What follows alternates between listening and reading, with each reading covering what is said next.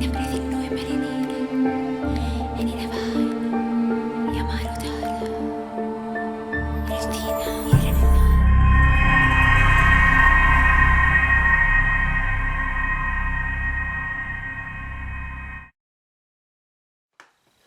everybody, Dave here. Welcome back to the channel. Welcome back to A Touch of Evil, and I wanted to do a post-game video wrap-up. I wanted to address some things, some mistakes that I had made, and then also wanted to talk about some highlights of the game, and then also wanted to talk about a few things that I had done in preparing to bring the game to the channel. So, first thing that I wanted to do in terms of mistakes, I wanted to apologize for the length of video, especially episode 3. It was an hour and a half long.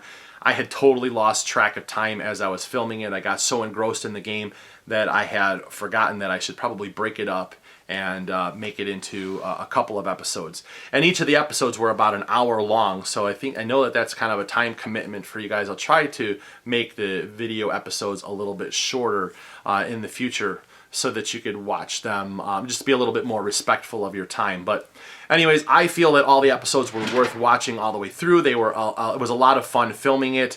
Another thing is I actually started filming this at 10 o'clock at night, and I wrapped it up. It was between 2:30 and 3 o'clock in the morning when I actually was able to get it all done. And so I know I made some mistakes, and when I was going through on the playback, I had made annotations on the screen. We make mistakes all the time when we're playing them. Some of them, it may or may have not have affected the outcome of the game. I mean, it was so close at the end. It may have made a difference, but a lot of it was dealing with the murder of crows, those crow tokens, and so I tried to put it on the board, on the screen every time that something had happened that way. And there were a few other minor mistakes that I caught along the way.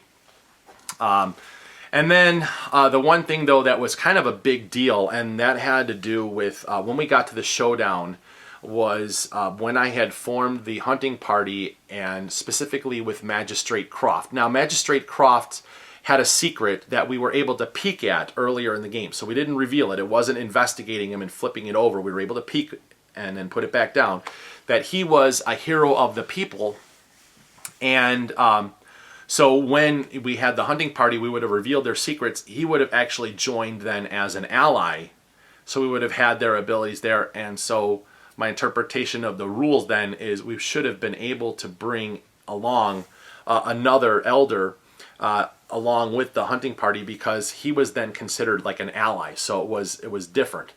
So we could have taken Sophie the midwife along with us. And it's one of the things I didn't really consider, or I was in part of taking along Sophie the midwife. She had that mystery card that was on her that said essentially that any town elder that had more than one secret could not be part of a hunting party. And so I thought, okay, she couldn't be part of the hunting party at all. It was if they had more than one secret. Well, none of the town elders actually had more than one secret, so I could have chosen any of them. So I probably could have brought her along, but that would have been initially when I had chosen them instead of Magistrate Croft. But we chose Magistrate Croft. He should have become an ally. We should have been able to bring Sophie the midwife along with us, but it is what it is. So I will remember that in the future. All right, so let me talk about the gameplay itself, because there was some things that were exciting and there were some interesting things in this particular playthrough. There were not as many corner location encounters as I thought there were going to be. And that's a couple things. Number one, my rolling for movement, I kept rolling low. And so a lot of time we were hovering around the town hall and didn't venture out like a lot. We only had like a few spots that the characters had gone to. And then the other reason was once we started having the murder of crows popping up and having crow tokens all over, have to deal with those. and otherwise it gets really, really bad, like really bad. And you sure in episode 2 you saw the result of what happens when there are way too many crow tokens on the board, and what happens when they are all moving when you roll bad on the cooperative mystery phase chart. So but anyways, back to the corner locations, we did have a few things, and then also lingering in one spot for a while. Up at the manor, we were trying to see what we could find there.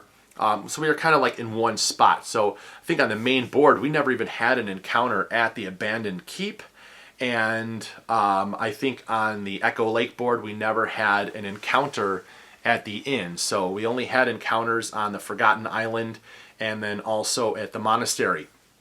And poor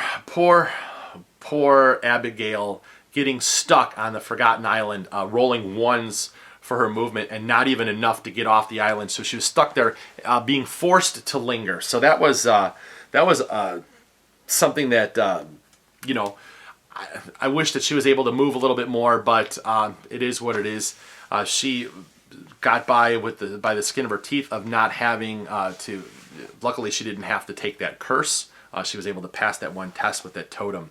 So that was, so that was a couple of things there. We were dealing with the crows a lot.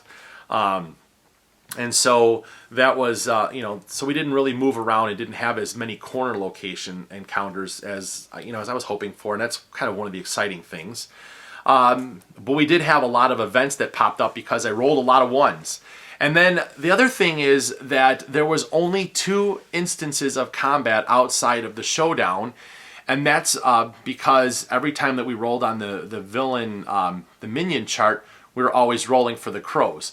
And so the one mystery card, essentially we had to deal with a minion that had combat dice, and so they only had the locust swarm. So that came out one time, and then of course we had the one location with that one specter for combat. So that was another thing that was kind of strange in this particular gameplay. Usually you want to see more combat, more things that are going on. So that way it was, I think that it was different, yet there was still a lot of tension from the crows and watching all the things that were happening.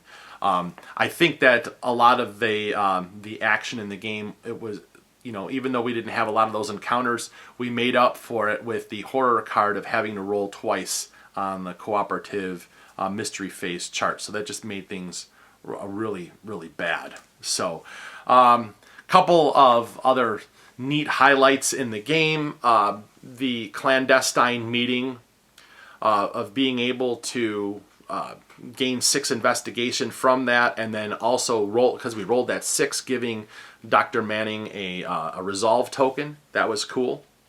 And then also the opportunity for Abigail to purchase that scroll of knowledge, that monastery item that was essentially a book, so that improved her cunning because of her character ability, and then also allowing her to re-roll any cunning dice when making a cunning check, and that also included if you were making cunning rolls for combat. So she was rolling a bunch of dice and then being able to re-roll as many as she wanted. It was just like, okay, well, we can hopefully make a big hit and then fix those and maybe even do more damage. And so she was able to have some successful rounds during the showdown. So that was a pretty exciting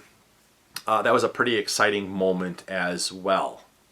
So let me know in the comments what you guys thought were some of the exciting moments during the game in terms of positive things. The negative things, I mean, you want to talk about a negative highlight in the video, was having all of the crows descend upon the town hall and then having to move the shadow track towards the darkness. I mean, 3 and 4 steps at a time. That was pretty major. And then also having the fact that it drained Sarah the Bright Witch of all of her investigation, but yet the Valera was able to get the investigation in return. So, but those were some of the things that I thought were kind of neat in playing this particular this game, in terms of the action. And then the final thing that I wanted to talk about was some of the things that I had done in getting ready to bring this to the table. And so as you have seen on the channel, we have been playing a lot of the games from Flying Frog Productions, just because number one, they're fun, and number two, they're fun to watch. And number three, the Flying Frog games lend well to this type of a video, like a playthrough, and they're pretty well loved by lots of people, especially you guys in the audience. So we thought that it would be fun to be bringing them to the table, and I thought, man, during October it's fun to play some spooky games, and I thought, man, I'm going to bring A Touch of Evil to the table. The last time this one had been around, Doug had done a playthrough. The final episode had aired in July of 2020, and that was when the 10th anniversary edition of the game came out, and he went up against the epic villain for the Spectral Horseman, so something that was different. So this time around, I always like the Scarecrow villain. I think that he's really tough, and in terms of a cooperative game, it's like a double whammy. So you have not only his ability of, as the shadow track is moving closer to darkness, he gets more powerful. In a cooperative game, as the shadow track is moving towards the darkness, any of the villains will gain additional health, additional combat, so they get more powerful as well. So I thought, man, this would be really cool. Let's bring a tough villain up to go up against. And then when it came down to the heroes, I was going to originally do three heroes, and I was going to randomly choose them. So I had Victor Danforth in the mix, and there were two of the females that were out there. I think I had Katrina, and there was, I want to say that Sarah the Bright Witch was in the mix. And I was talking to my buddy Chris on the phone, and he's like, he goes, you know what, you should think about doing all females. And I'm like, that could be interesting. They've got some cool abilities, and it'd be kind of fun to see all the girls going up against a villain. And so I decided at that point, all right, instead of doing 3 characters, I'll do 4. And I had gone through and looked and see what was available. And then I thought, okay, well, let me see if I can get some stuff that's going to have cool synergy and cool abilities and things, and some characters that I had never played before. So I came up with the team of having Adriana the Foreign Traveler teamed up with Abigail Stern.